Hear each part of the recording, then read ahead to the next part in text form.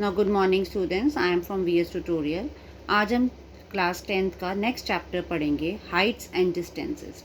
Last मैंने अपने video में आपको ट्रिग्नोमेट्री स्टार्ट करवाई थी, तो अब इसके ही सेम चैप्टर आपका चलेगा, हाइट एंड डिस्टेंसेस। देखो, फर्स्ट अब इसमें दो ही मेन पार्ट्स होते हैं, that is the angle of elevation and the angle of depression. तो देखो, मैं आपको इसका एग्जांपल समझाती हूँ। सपोज आपको देखो, यहाँ पे पर्सन खड़ा है, ये this is the top of the tree. अब ये पर्सन यहाँ नीचे से ऊपर देख रहा है, तो दैट इज़ जो एंगल, जिस एंगल पे देख रहा है, दैट इज़ जो एंगल ऑफ एलिवेशन। और लाइन ऑफ साइट, मतलब किस लाइन उसमें उसकी डायरेक्शन जा रही है। अब देखो, डिप्रेशन में क्या है कि अब जो पर्सन है वो ऊपर खड़ा है, अब वो ऊपर से नीचे ऑब्जेक्ट को देख रहा है, तो दैट इज़ जो एंगल ऑफ डिप्रेशन। अब देखो, इसमें एक ही चीज़ है, अगर आपका एंगल ऑफ डिप्रेशन क्योंकि ऊपर को बनेगा, क्योंकि उसके ऊपर खड़ा है वो, तो आप इसको ऑल्टरनेट इंटीरियर एंगल से आप इसको ये शो करते हो। बट जब भी आपने एंगल ऑफ डिप्रेशन का दिखाना है, तो first you draw a horizontal level, उसके बाद आपने एंगल ऑफ डिप्रेशन कहाँ बन रहा है उसको शो करोगे, देन आप उसको नीचे ऑल्टरनेट से लेके जाओगे। अब देखो, बाकी आपके सेम वही रहेंगे, आपने इसमें डिग्रीज यूज़ करनी है। मैंने लास्ट वीडियोस में आपको ट्रिग्नोमेट्रिक वैल्यूज सिखाई थी, तो इस चैप्टर में सारी आपकी ट्रिग्नोमेट्रिक डिग्रीज यूज़ होंगी। देखो, फर्स्ट अब मैं आपको एग्जांपल से समझा रही हूँ। अ टॉवर स्टैंड्स, देखो मेन इस चैप्टर में आपको फिगर बनानी ज़रूरी है, ठीक है, बट बहुत ईजी है अगर आप उसको समझ जाओ। तो tower stands vertically on the ground. तो देखो, एक टॉवर है जो वर्टिकली स्टैंड कर रहा है ग्राउंड पे, from a point on the ground which is 15 metre away from the foot of the tower. देखो, एक पॉइंट है ग्राउंड, फुट कहाँ होता है टॉवर, देखो नीचे ही होगा, तो दैट इज़ जो 15 metre away from the foot of the tower. तो angle of elevation of top of the tower to find to be 60। उस पॉइंट से अगर आप टॉप देखते हो टॉवर का, तो कहता है एंगल क्या बन रहा है, एलिवेशन बोला है, तो दैट इज़ योर 60 डिग्री। देखो, आप दोबारा क्वेश्चन पढ़ो, द टॉवर स्टैंड्स वर्टिकली, तो नेचुरली कोई भी टॉवर होएगा वो क्या होएगा, वर्टिकली स्टैंड होगा, सीधा खड़ा होगा। फ्रॉम अ पॉइंट, कोई एक पॉइंट है ग्राउंड पे, that is 15 metre away from the foot of the tower. तो फुट ऑफ द टॉवर क्यों आएगा, नीचे ही, वो 15 मीटर की दूरी पे है। So angle of elevation of top of the tower, अब अगर वो पॉइंट से आप टॉप ऑफ द टॉवर को देखोगे, तो आपका एंगल ऑफ एलिवेशन कितना होगा, 60 degree. Now find out the height of the tower. तो let height of the tower be h। तो आप यहाँ पे क्या लेंगे, let height of the tower be h meters। ठीक है, अब देखो, हमने सारी ट्रिग्नोमेट्री में आपने क्या पढ़ा था, sine, cos theta and tan theta. ठीक है, साइन थीटा की हमारी वैल्यूज क्या होती थी, perpendicular upon hypotenuse, cos theta is base upon hypotenuse, tan theta is perpendicular on base. अब इसमें हमने यही देखना है कि परपेंडिकुलर और हाइपोटेन्यूज की बात हो रही है, या बेस और हाइपोटेन्यूज की बात हो रही है, या परपेंडिकुलर अपॉन बेस की बात हो रही है। तो इसमें देखो, दिस इज़ अ थीटा, तो ये आपका परपेंडिकुलर हो गया, ये आपका बेस हो गया।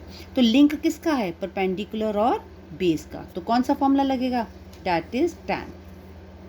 तो अब आप क्या लगाएंगे, tan theta is equal to perpendicular upon base. तो perpendicular is h, base is your 15, तो tan theta is your 60 degree. तो टैन 30 की 60 की वैल्यू होती है √3 h अपॉन 15। अब देखो, ये डिवाइड है, उधर जाके क्या हो जाएगा, मल्टीप्लाई। जो height is 15 √3 metres. This is your answer. Now again second हम एक एग्जाम्पल और करेंगे। Electrician has to repair an electric fault on a pole of height 5 metre. अब देखो, पोल कैसे होता है आपका, सीधा, पोल की डिस्टेंस दिया हुआ है, दैट इज़ 5 मीटर, मतलब जो पोल का है हाइट है, that is 5 metre. She needs to reach on the point 1.3 meter below the top of the pole to undertake the repair work। अब देखो, उसने ऐसे लेडर लगाई, क्लियर। अब जो है वो टॉप ऑफ द फ्लोर से उसने 1.3 मीटर नीचे सीढ़ी रखी. So what should be the length of the ladder that she should use, which when inclined at the angle of 60 degree to the horizontal would enable her to reach the required position. तो अब उसका angle of elevation उसने सीढ़ी का कितना रखा, that is 60 degree. तो अब बताओ, find out the length of the ladder, means आपने लेंथ ऑफ द लेडर निकालनी है. And when inclined its angle, also how far from the foot of the pole should she place the foot of the ladder. Foot of the pole to foot of the ladder means आपने इसमें base भी निकालनी है. Clear. अब इसमें देखो, this is the hypotenuse, angle के सामने perpendicular is given and base भी आपने निकालनी है. तो इसमें देखो हाइपोटेन्यूज बेस दोनों ही हैं, तो आपको साइन एंड कॉस दोनों ही निकालने हैं. तो अब देखो, एंगल आपका एलिवेशन के लाइन का टच है ये वाला, हमें यहाँ से लेके ग्राउंड से लेके पोल तक की हाइट दी हुई है 5, but point is this one. तो हम इसमें हाइट को कैसे लेंगे,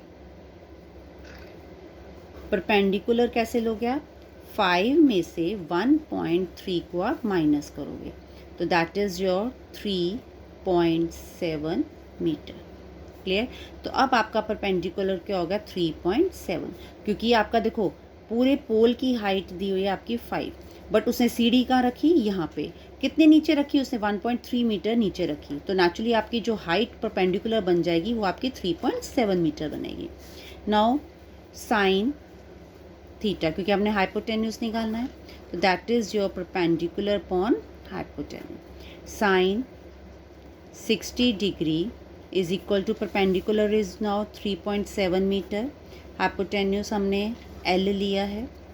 साइन 60 की वैल्यू होती है √3/2 अपॉन 3.7/L.